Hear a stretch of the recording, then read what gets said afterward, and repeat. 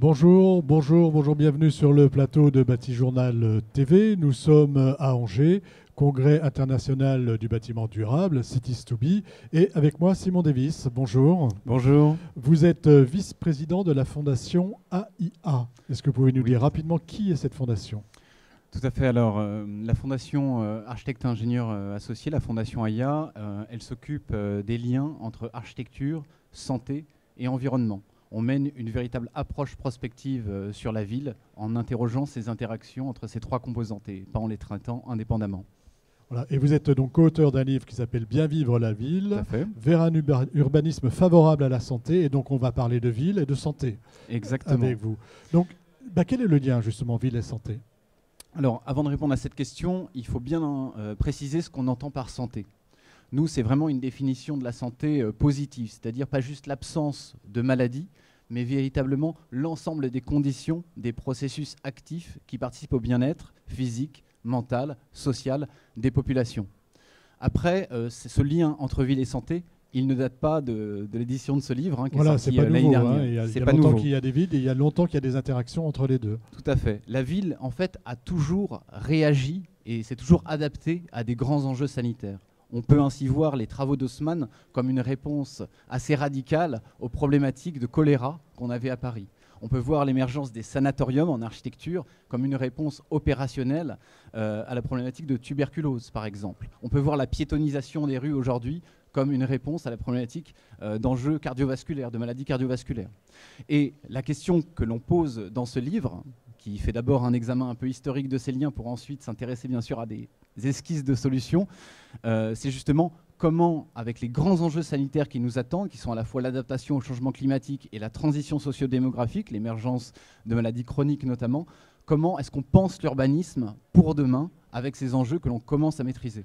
Alors c'est la question que je vais vous poser, parce que c'est celle qui nous intéresse, c'est comment on fait, alors il faudrait mettre en place, ou en tout cas comment on réfléchit à ces questions aujourd'hui. Alors, bien sûr, je ne pourrais pas fournir de réponse il n'y a pas de solution exhaustive, toute faite. Il n'y a pas de solution toute faite, et ça on insiste, il n'y a pas de recette pour faire ce que l'on appellerait une ville santé. Ce qui compte, c'est vraiment la contextualisation. C'est un peu comme un médecin, il pose déjà des questions à son patient pour pouvoir lui prodiguer le bon traitement. Voilà, donc d'abord je fais un diagnostic. Exactement. Donc tout commence par un diagnostic des déterminants de santé de ce territoire. Et donc on va à la fois énumérer tout ce qui est facteur de crise, c'est-à-dire les éléments qui ont tendance à dégrader la santé. On va regarder également les vecteurs de bien-être et on va s'appuyer sur cette singularité pour vraiment développer une réponse totalement endogène, totalement adaptée au contexte de l'opération. On peut peut-être donner quelques exemples. Voilà, c'est ce que j'allais vous dire. Allons-y, donnez-nous un exemple sur, par exemple, les problèmes respiratoires dont on entend beaucoup parler. Effectivement, là, vous touchez du doigt un problème important des villes contemporaines, et c'est un problème que l'homme a lui-même généré à travers la multiplication des transports motorisés qui émettent énormément de polluants. Aujourd'hui, on estime qu'il y a plus de morts par an par la qualité de l'air que par le tabac, par exemple. Et paradoxalement, 50% des déplacements motorisés qu'on réalise au quotidien concernent des distances de moins de 5 km qu'on pourrait très bien faire à vélo ou à pied. Donc penser une ville avec moins de pollution de l'air, c'est garantir l'aménité des parcours de ses utilisateurs et donner peut-être une place moins grande à l'automobile. Sur un centre comme Angers, par exemple, on estime qu'à peu près 80% des surfaces sont occupées par la voiture. Et donc le piéton, il est un petit peu, quelque part, défavorisé dans cette logique-là, même si ça a tendance à s'améliorer. Et le fait que la voiture soit à peu près un peu au centre, finalement, moi je prends plus facilement ma voiture, tout simplement. Voilà. Le cadre de vie, il peut inciter à certaines pratiques vertueuses, à l'activité physique.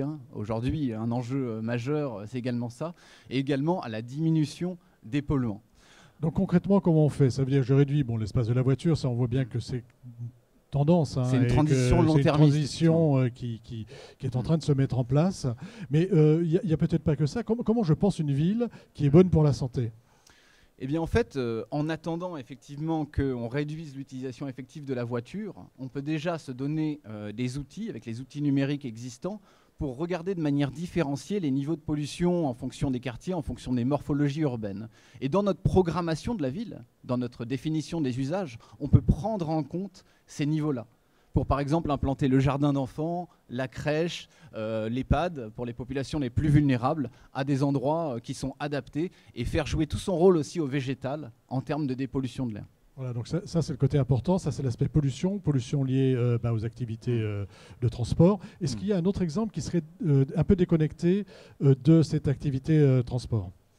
Eh bien, moi je parlais tout à l'heure d'activité physique, qui est l'autre enjeu majeur. Hein. Les populations n'ont jamais été autant sédentaires qu'aujourd'hui et en même temps se sont jamais autant déplacées. Ça c'est un paradoxe fertile. Aujourd'hui on estime que c'est la 4e cause de mortalité à l'échelle mondiale, l'inactivité physique.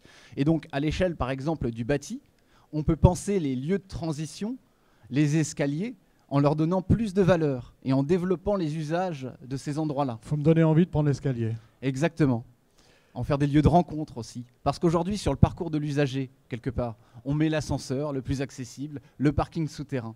Et l'escalier est caché. Et l'escalier est caché, et ce n'est pas le chemin le plus court aussi pour arriver. Il faudrait faire l'inverse. Exactement. Et c'est ce qu'a fait la mairie de New York dans ce qu'ils ont appelé les Active Design Guidelines. Et ils ont permis ainsi de diminuer significativement les problématiques d'obésité et de troubles cardiovasculaires dans la population. Un exemple connu, c'est la High Line, hein, une ancienne voie effectivement ferrée qui a été transformée en grand passage piéton aérien. Voilà. Alors on arrive un peu au terme de notre échange. Bien vivre la ville, on en saura beaucoup plus en lisant le livre. Oui. Où est-ce que je le trouve ? Alors, ce livre, on peut le commander online. Hein, il suffit de taper son titre effectivement sur les moteurs de recherche. Bien vivre la ville vers un urbanisme favorable. À la santé, tout à fait. Et sinon, il se trouve en librairie spécialisée, mais également à la FNAC. Hein, ça marche plutôt bien. Ce que je n'ai pas précisé sur le livre, qui est assez important, c'est qu'il est le fruit d'une recherche avec un institut chinois d'urbanisme, avec des experts de la santé chinoise, parce que nous, on a une culture plutôt de pasteurs, c'est-à-dire de l'asepsie liée à la santé, et eux ont une culture plus tournée vers la prévention, plus tournée vers une pensée globale autour, par exemple, des modes de vie, sur la santé. Et donc cette collaboration, à l'heure où on va dire l'écologie c'est un enjeu de santé publique à l'échelle mondiale, elle a été particulièrement fructueuse et c'est ce dont on parle dans le livre. Voilà, donc je vous invite tous à lire ce livre. Bien vivre la ville. Merci d'être venu sur le plateau de Bâti-Journal TV pour nous en parler. Une émission à retrouver sur notre site internet Bâti-Journal TV et sur le site de nos partenaires France Bois Forêt et Cities2Be bien sûr. Merci à vous. Très bonne journée.